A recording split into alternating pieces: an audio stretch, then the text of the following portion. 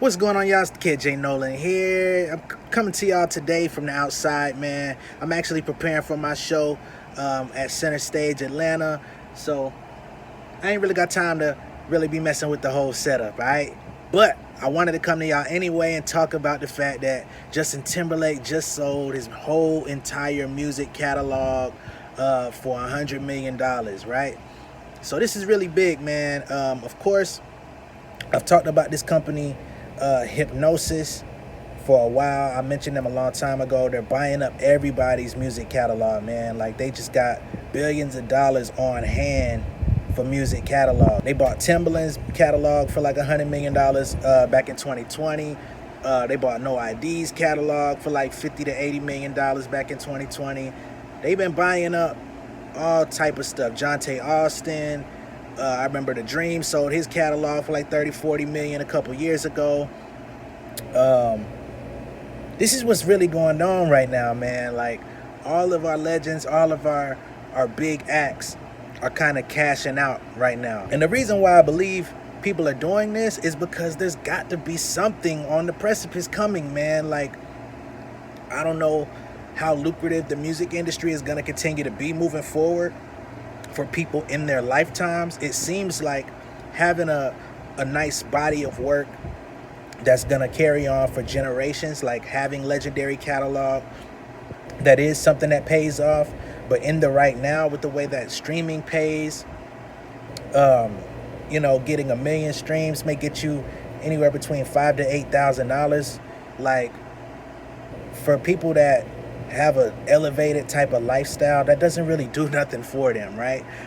Some of these syncs that are 10, 20,000, whatever the case may be, or 100,000 even, like, yeah, they come around every now and then, but you're not hearing Justin Timberlake in every TV show and movie that comes out. So it's not like these super big syncs are coming all the time, right?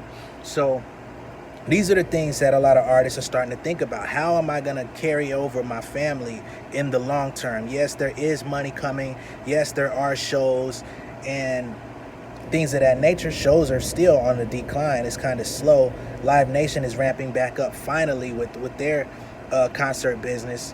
But for the most part, we don't see all of the big acts currently on tour like we did in 2019. So only time acts are really touring nowadays is when they have a new album. I don't know anything about Justin Timberlake's new album. He may have an album on the way, but the dope thing is, if he's able to parlay his fame for a few more years, the sale of his catalog has nothing to do with his future releases. So all of the old stuff, all his solo albums, stuff he did with NSYNC, a lot of that music did get included. However, anything that he has that comes out today, tomorrow, or in the next few years, and if it happens to be a big single in there, he gets back in the studio with Timberland and they make some hits, all of that now is his, you know what I mean? Because like I said, old catalog sold, new catalog remains in his ownership. So, I don't really feel like Justin Timberlake even needed the $100 million. I feel like that was money that solidifies his family's future. You know what I mean? After he's no longer capable to be out here touring, or maybe he doesn't have the desire to do the hustle and bustle of the artist life, because who wants to do that for their entire life? Some of these artists have to tour because they have nothing else, especially some of these older acts, that may not have made great investments when they were younger. They have to tour. They have to put their body on the line and go out on stage and sweat and be on stage for hours on end in front of the fans. Sure, they enjoy it, but who wants to do that for the entirety of your life?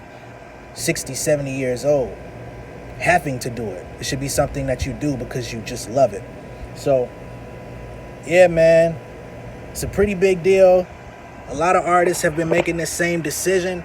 However, a lot of artists are not so inclined to be in this same position, right?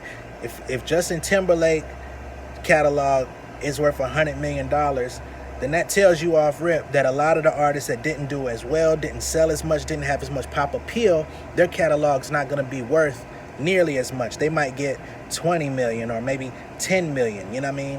Which is good money, but when you weigh the pros and cons against what your catalog is worth, what you could possibly make, if you hold on to it, it might not really be beneficial. So this is something that if you're involved in the music business, if you have any aspirations of being in the music business, it's something you're gonna wanna watch out for.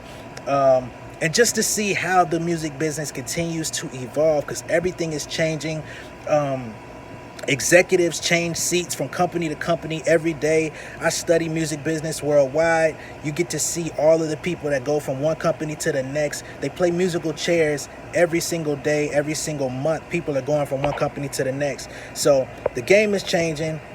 The game is constantly evolving. And right now, music catalogs are way more sexy than Cardi B and Megan Thee Stallion. You feel me? I'll catch y'all on the next video. Let me know what y'all think down in the comments. And like I said, man, I didn't have time to be messing with the whole setup because I'm about to actually leave and go to my show. So y'all gonna have to make do with what we got here. But I love y'all. I'll see y'all on the next video, and I appreciate all the support. If you're new here, make sure you subscribe. We're gonna be talking about more of this type of stuff in the future. Peace.